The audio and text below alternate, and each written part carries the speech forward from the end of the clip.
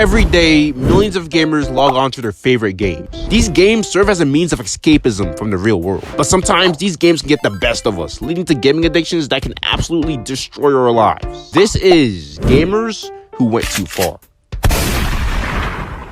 First up, we got Edward Kang. Kang was just some dude living in New Jersey, and he really loved playing Arcade, which is pretty much just a rip-off version of World of Warcraft. One day, Kang got into some beef with another player. The fuck you say to me, you little shit? Now, we've all had beef with other players, and when things get really heated, it's always a good idea to just take a step back and relax. But Kang? He had a different idea. He booked a flight to Florida to settle this beef in person.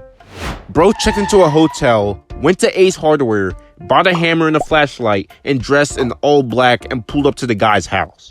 And luckily for Kang, the door was unlocked. So Kang walked in and tried to kill the guy, but luckily he was able to fight him off just long enough for his dad to call the cops. Both ended up in the hospital, and Kang was charged for attempted second-degree murder and armed burglary.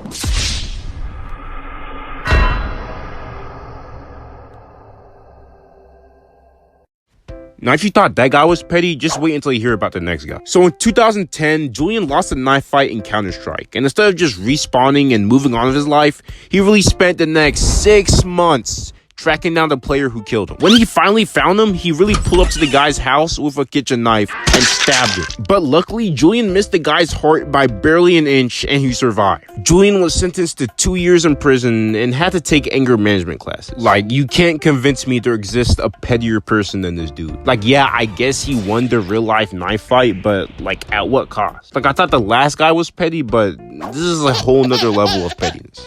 Next up, we got the real-life Homer Simpson, but British. So Mark Bradford was a 46-year-old man with 3 kids, and he was getting absolutely clapped by a little kid in Black Hawk. And you best believe that kid was giving him that COD lobby smack. Bradford finally had it, and instead of just turning off the game, he really went to the kid's house and choked him. He left when the kid's mom intervened, and he was later charged with assault.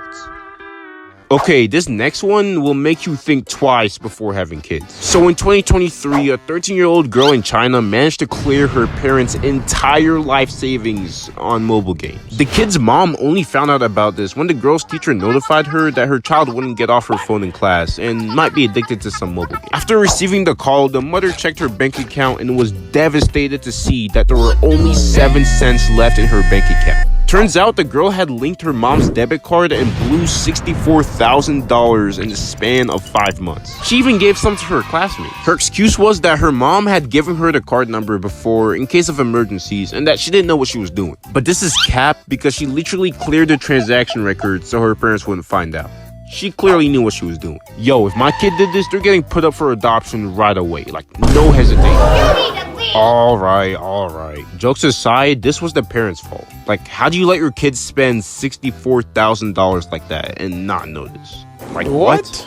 If you thought the last kid was bad, then just wait until you hear about this one. So there was a kid in 2011 who literally killed his great-grandma with a samurai sword because she told him to get off the game. He injured his grandmother too and chased 2 other boys who tried to help.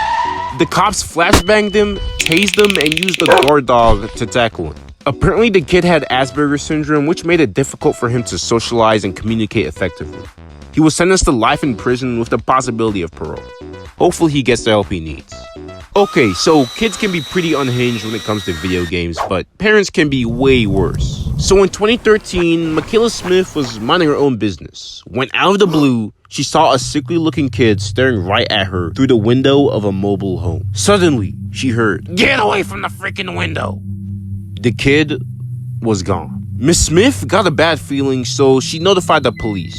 The police conducted a welfare check on the house, and what they saw is something straight out of Trevor's house. Feces all around the house, kitchen appliances covered in mold and cobwebs, and stacks of trash everywhere. The cops found 2 girls with crusted feet, matted hair, and terribly damaged teeth. Now you might be wondering why these kids were living in this absolute hellhole. Well, their parents, Lester and Petra, did this just so they could level up their World of Warcraft characters. What? They were both sentenced to prison, but the amount of time they got doesn't seem like enough for what the kids had to go through.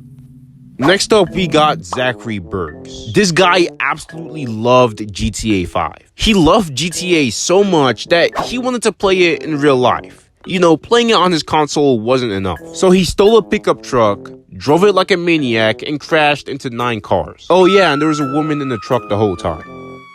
Bergs was charged with kidnapping and 9 counts of hit and run. I guess we could say Lester couldn't get him out of that one.